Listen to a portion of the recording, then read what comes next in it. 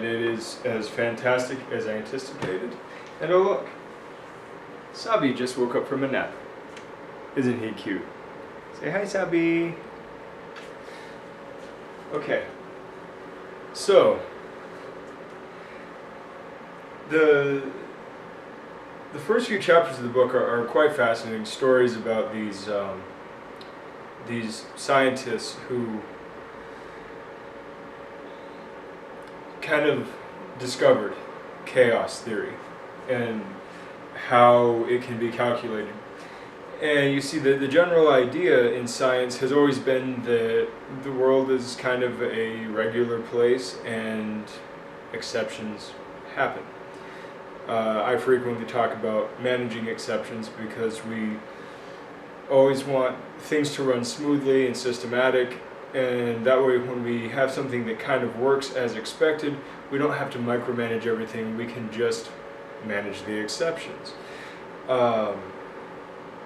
Problem is that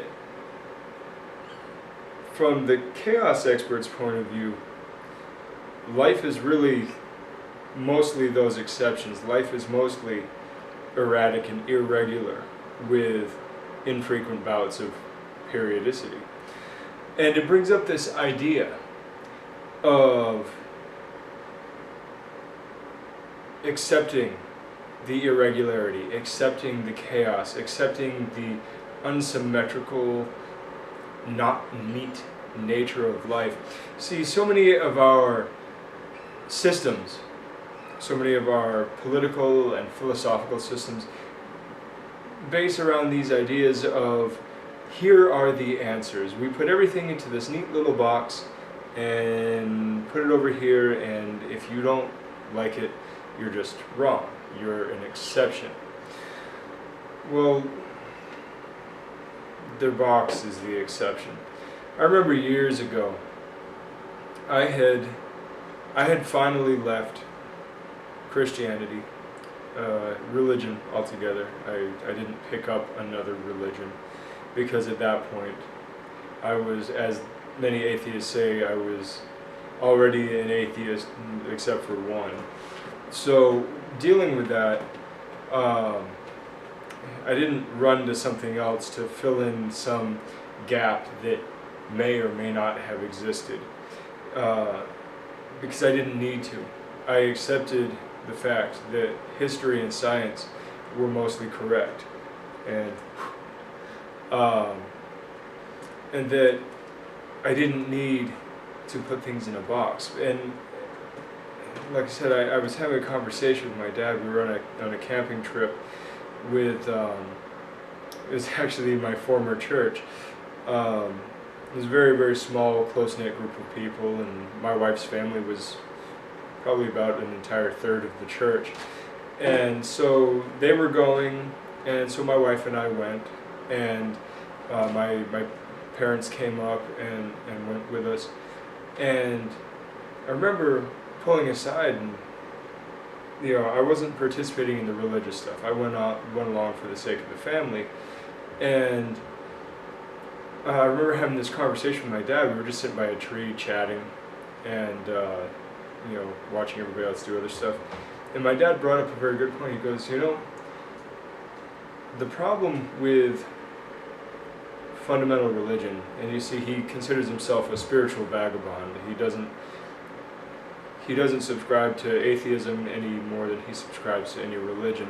But he said, I don't need everything to fit neatly into this box. And it's true. I don't need, after some introspection, I don't need every answer. I don't need there to be these neat, tied up little packages everywhere to explain everything.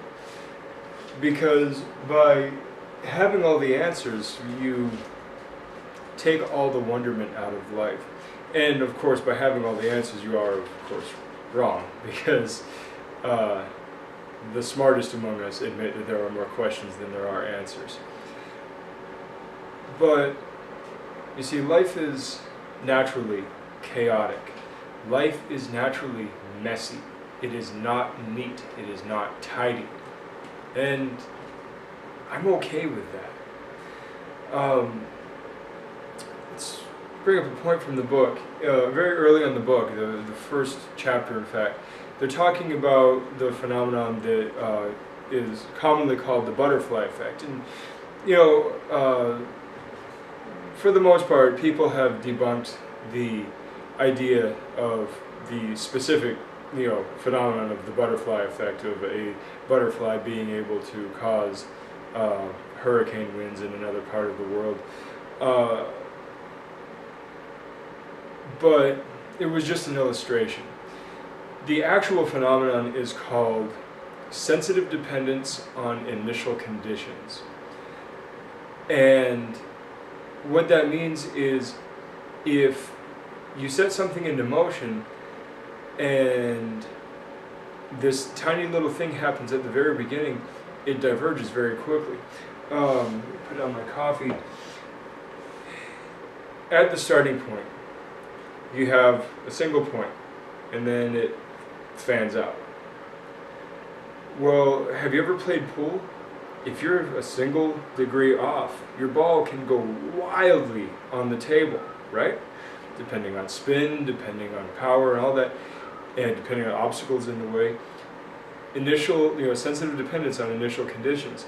So you have this beginning point, and you're all set to go, everything's predictable, and then all of a sudden this little thing comes in and goes pop, and now all of a sudden you've got, instead of this even spread, you've got two going together, right? But you see how with the even spread from a single point, they are going in many directions, and if we drew lines out, they would get farther and farther and farther apart if they were linear. And that's the idea. Chaos is non-linear. It's not soluble. It doesn't have this neat beginning and end. It's not periodic.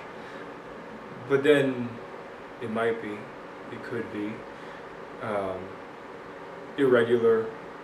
regularity or regular irregularity is also in there. But it's a fantastic concept, this idea of sensitive dependence on initial conditions. So many things can happen along the way, and you realize that every point, because life is always just now. Life isn't then, life isn't, soon. Life is now. And so every now is a starting point. And as soon as something happens, it's wildly divergent. When I got into my motorcycle accident last year, that was obviously a fairly major item.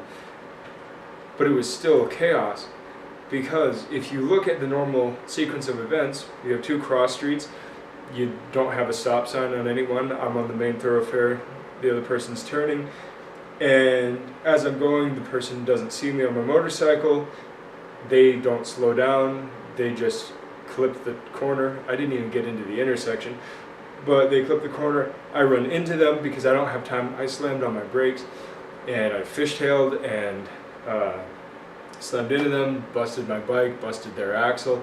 I was okay, just got a few scratches on my arm and a little bit of sensitivity, bruising, and a couple of bones that were just kind of exposed at the accident. But the initial condition was, I'm driving on this thoroughfare, she's driving on this side road, and the initial condition is that we are headed on an intercept path, and the accepted standards say that one or both of us will slow down, stop, allow passage. And when neither of us yields, now you have that little exception. Whether it was a simple didn't turn the head, very minor.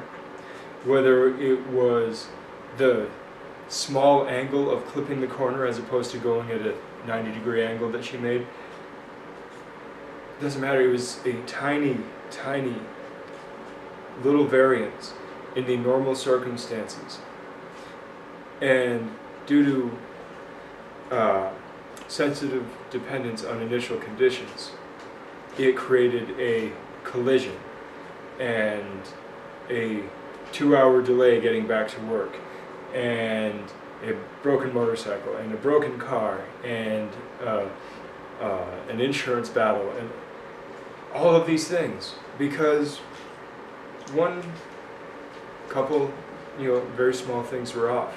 And, was I in a rush? I wasn't speeding. Was she in a rush? I don't know. I just remember hitting her car. Usually not slowing down at an intersection and clipping a corner indicates that you're in somewhat of a rush, whether perceived or real. So what was the sensitive dependence on initial conditions there? What happened in her life to make her choose that path, that course of action? For me, my life was my normal routine. Go home for lunch every day, go back to work. And so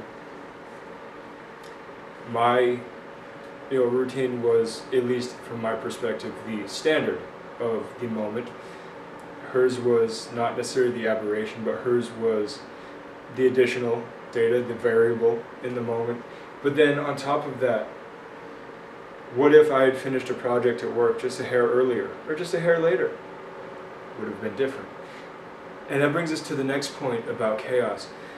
If you try to control chaos, the problem is you don't really know what would have happened in the first place because of all of this noise, this chaotic noise around the signal, around the expected outcome. The classical science always wants to say this is predictable, this is how it goes, this is the linear equation, but they're ignoring all this noise that does in fact impact the idea. And I forgot where I was going with it. But anyway, it's a very, very interesting idea. This idea that if you change a variable before you enter into the equation, if you change a variable before you get it, you have no idea what the outcome would have been because of these multiple minor variables, all of this noise around the signal. You have no idea what the outcome would have been because there are far too many variables to calculate. But then you go ahead and change it because you have a feeling that you can change it to whatever. And yet, in your own variables that you add into the equation or solidify for the equation, now you have changed it and you don't know if you've changed it for better or worse. A great example they used in the book was shuffling an already well-shuffled deck of cards. My doggy is poking her head through the window. So dealing with that, you are dealing with this idea that everything is chaotic and it is largely unpredictable because the variables are just too many and too variable. And on top of that, if you decide to change a few things so that you can potentially get the outcome that you want, you often are not necessarily changing things for better or worse. You're creating an unknown change because the sensitive dependence on initial conditions is still in there, and you're changing the initial conditions. And doing that has changed the outcome entirely. I find it absolutely fascinating. And it's not to say just accept poor conditions, but what it's saying is don't get caught up in things being neat and tidy. Don't get caught up in thinking that you can control everything. I'm a control freak. I really am. But, it's more than that. It's the fact that life is messy, and that's okay. It's very okay. Your philosophy doesn't need to wrap the universe up into a neat little box. Nothing is really 100%. You can't lump everything into just as one thing. We can say trends are here and there, and that's fine, but that's just trends. It doesn't account for 100% of everything. And trying to squeeze people in there unnaturally is going to do more damage than good. So accept that life is chaotic. Accept that changing things in a predictive manner is going to change things for certain, but you don't know how. And sometimes it's better just to take a risk. You know, I mean, there are probabilities and there are equations and all that, and you can play with that. But really, at some point, you just have to act. You just have to take that step forward and do the thing. Otherwise, you're going to be running around with, you know, in a bubble with a helmet on and, you know, a 5-gallon bucket of antibacterial, you know, stuff. Just chill. Life is pretty cool, but it's not neat. That being the case, I'm gonna go have a little fun with chaos myself, and I'll talk to you later. Good journey.